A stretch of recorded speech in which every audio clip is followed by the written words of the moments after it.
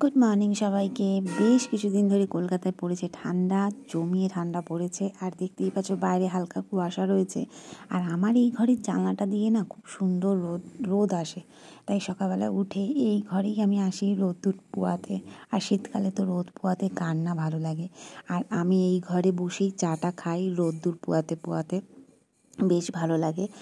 আর সত্যি কথা বলতে এত ঠান্ডা পড়েছে, ওরে বাপ রে বাপ। যাই হোক, ঠান্ডা পড়লে কী হবে, সব কিছুই করতে হবে। শীতকাল মানেই হচ্ছে ঠান্ডা, পড়ে না বেশ ভালোভাবেই পড়ে গেছে এখন ঠান্ডাটা। আর এই যে আমি চা নিয়ে বসে পড়েছি।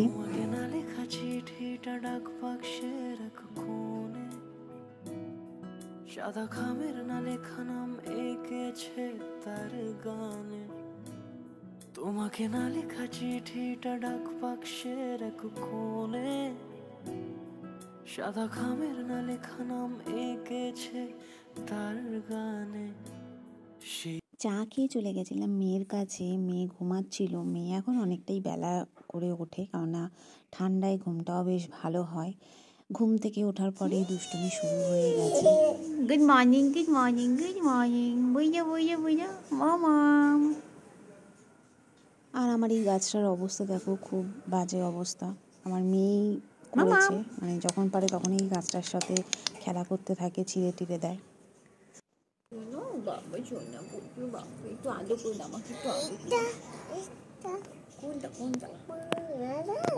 তারপর ওকে ব্রাশ দিই, কেননা প্রতিদিন ব্রাশ দিই, দাঁত মাজে। এইটুকানি বাচ্চা হলে কী হবে, ও সব কিছু মানে নিজের হাতেই করতে চায়। কিন্তু আজকে ব্রাশটা আমিই করে দিচ্ছিলাম। আর প্রচুর পরিমাণে দুষ্টুমি করছিল ব্রাশ করতে করতে, আর সেটাই তোমরা দেখো। আর ওর বাবা ক্যামেরাটা ধরে ক্যামেরা করছিল, আর ওদিক থেকে রেসপন্স করছিল যে মাম্মাম ভালো করে ব্রাশ করে নাও। আর ওর বাবার দিকেও তাকাচ্ছিল। দেখি মাম্মাম,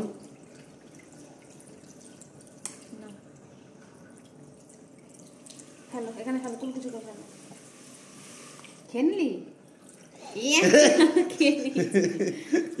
ফেল ফেল, ফেলে দাও ফেলে দাও ফেলে দাও। এইভাবেই ও দুষ্টুমিগুলোকে করতে থাকে। আর আমি যতবার ওকে বলছি মুখ ধোয়ার সময় কুলকুচি করে ফেলে দিতে হয় মাম্মাম, ও ততবারই জলটাকে খেয়ে নিচ্ছিল। যাই হোক, ও এটাই যে করে সেটাই অনেক বড় কথা। আর ওকে মুখ টুক ধোয়ানোর পরেই আমি রান্নাঘরে চলে গেছিলাম, কেননা আজকের বানাবো কড়াইশুঁটির কচুরি আর আলুর দম। তাই ফ্রিজেই কড়াইশুঁটি ছাড়ানো ছিল, সেগুলোকে পেস্ট করে নিয়েছিলাম। আর কড়াইশুঁটির কচুরি বানানোর আগে এটাকে পুর বানিয়ে নেব আমি, মানে ভালো করে মশলা দিয়ে পুরটাকে বানানোর জন্য তেলে ছেড়ে পুরটাকে বানাতে হবে। তো সেটাই আর কি আমি করছিলাম।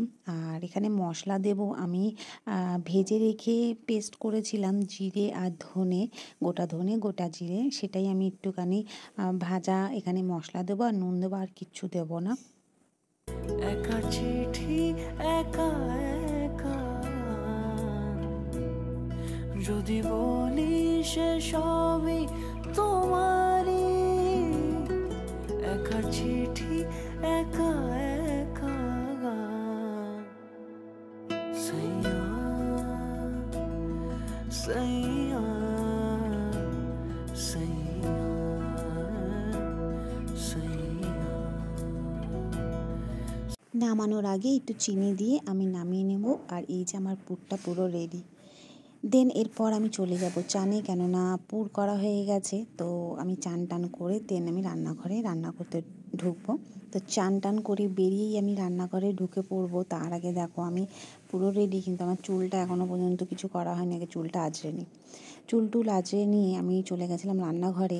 মেয়ের জন্য ডিম সিদ্ধ করে রেখে দিয়ে গেছিলাম, তো সেটাই মেয়েকে দেবো খেতে। মেয়ে এখানে খাবে আর আমি রান্নাঘরে যাব, নাহলে ও প্রচুর পরিমাণে দুষ্টুমি করতে থাকে, রান্না করতে দেয় না। তো এখানে ও খাচ্ছে। ওকে বলো, ওকে বলো, ওকে মাম্মাম, ইয়েস ওকে মাম্মাম। আচ্ছা তুমি খাও, হ্যাঁ, নষ্ট করবে না।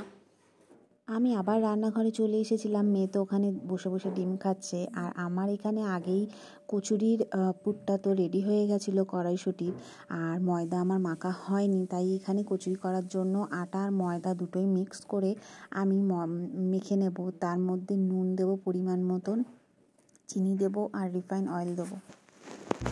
যদি বলি সে সবই তোমারই, একা চিঠি একা একা গান।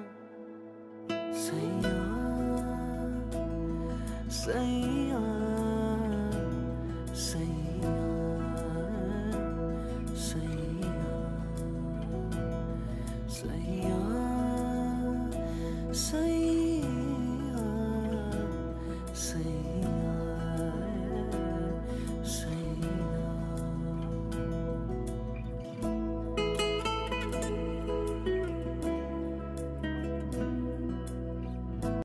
তো আমার ময়দা মাখা কমপ্লিট হয়ে গেছে, এটাকে আমি কিছুক্ষণের জন্য ঢেকে রেখে দেবো। আর আয়েশার পাপাকে বলেছিলাম যে বাজার দিয়ে ছোট ছোট আলু নিয়ে আসতে, সে তো অনেক আলু নিয়ে চলে এসেছে। এত আলু আমি করবোটা কি? তো যাই হোক, যতটা আলুর দম করব ততটাই এখান থেকে নেব, আর বাকিটা আমি রেখে দেবো। তো এই যে এতটা আমি আলু নিয়ে নিয়েছি, আর এই ছোট ছোট আলু দিয়ে আলুর দম খেতে বেশ ভালো লাগে। আর এক সাইডে আমি বসাবো আয়েশার খাবার, মানে মাম্মামের খাবার বসাবো। তো তার জন্য আমি সব রকমের সবজি কেটে নেব। আজকের ওর জন্য আমি ডালিয়া করব, তাই যাবতীয় যা সবজি আমার ঘরে ছিল আর কি, সব সবজি দিয়েই আমি ওর জন্য ডালিয়াটা করব। আলু, সিম, ফুলকপি, আরও গাজর, আরও অনেক কিছু দিয়েছিলাম। দেবার পরে আমি ওর জন্য ডালিয়াটা আমি করব, তাতে খেতে খুব ভালো লাগে, টেস্ট লাগে। তো চলো দেখতে থাকো পুরো ভিডিওটা। আসেনি কোনো দিনও নীলে, তুমি তোমার দু চোখে সেই নীল ছুঁলে।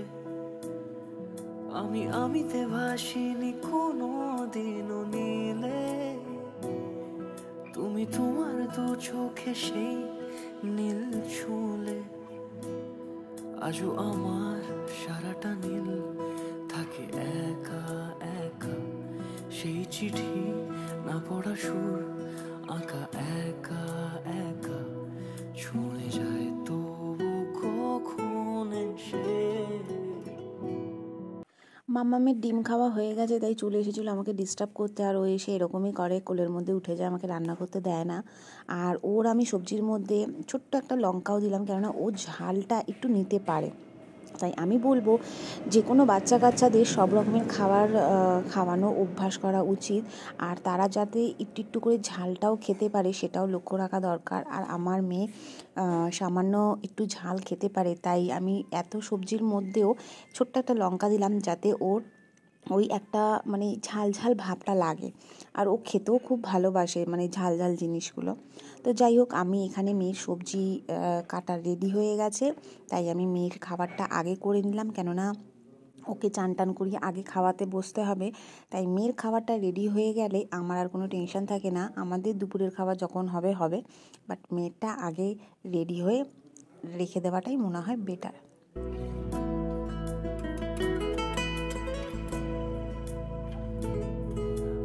আমিতে ভাসিনি কোনো দিনও নীলে, তুমি তোমার দু চোখে সেই নীল ছুঁলে।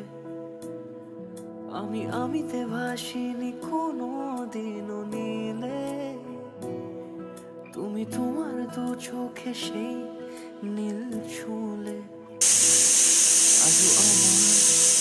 তো মাম্মামের খাবার রেডি, আর আমি এখানে লেচি বানিয়ে নেব কচুরি করার জন্য। আর লেচিগুলো সমস্ত আগে বানিয়ে নেব, তারপরে আমি বেলবো। আর দেখো এইভাবে লেচিগুলোকে সুন্দর করে বানিয়ে নিলাম, সব কটা লেচি আগে আমি তৈরি করে নিয়েছিলাম, তারপরে আমি বেলেছিলাম।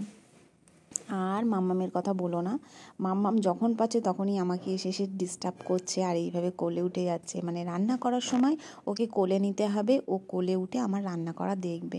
কাহা তো কীভাবে সম্ভব হয় বলো। আর এখানে আমি আলুর দম বসাবো। তার জন্য আমি গোটা গরম মশলা, তেজপাতা, শুকনো লঙ্কা ফোড়ন দিয়ে আর একটু জিরে ফোড়ন দিয়ে আমি আলুগুলোকে ছেড়ে দিলাম। আগে এগুলোকে ভাজবো ভালো করে, ভাজা ভাজা হলে মশলাগুলো সব দেবো। আর একটা সাইডে আমি কচুরি করব, তার জন্য কড়াই বসিয়ে দিলাম, কেননা বেলাও হচ্ছে। আর দুপুরের লাঞ্চ কিন্তু আমাদের এটাই, কড়াইশুঁটির কচুরি আর আলুর দম। দুপুরে আর কোনো এক্সট্রা খাবার নেই, তো সেটাই আর কি হচ্ছে। একদিকে আলুর দম হচ্ছে, একদিকে কচুরি করব। আর এখানে মাম্মাম বারবার আসছে আর আমার কোলে উঠে যাচ্ছে। জানি না কীভাবে এটা ম্যানেজ করে আমি করি, আর এটা হয়েও যায়। যাই হোক, আর এখানে আমি সব ধরনের মশলা দিয়ে দিলাম। আর এটা এর মধ্যেই মানে আলুর দমের মধ্যে যা যা মশলা দিলাম সেটা হচ্ছে চালমগজ, পোস্ত, একটুখানি সর্ষে দিয়েছিলাম, আর দিয়েছিলাম আদা পেস্ট আর কাঁচা লঙ্কা। দেওয়ার পরে আমি আলুর দমটা বসিয়েছিলাম। আর এখানে আমি কচুরি করার জন্য তেল গরম হয়ে গেছে, আর কচুরিগুলোকে এইভাবে আমি ভেজে নিয়েছি। অনেক দিন পর কড়াইশুঁটির কচুরি আর আলুর দম করলাম, বেশ খাবারটা দুপুরে জমে গেছিলো। শীতকালে আর এর থেকে বেশি কিছু কী চাই, শীতকালে কড়াইশুঁটির কচুরি আর আলুর দম। তোমাদের ভিডিওটা কেমন লাগলো অবশ্যই জানিও। আর যারা যারা আমার চ্যানেলের নতুন ভিডিও দেখছো তারা চ্যানেলটা অবশ্যই সাবস্ক্রাইব করে দিও।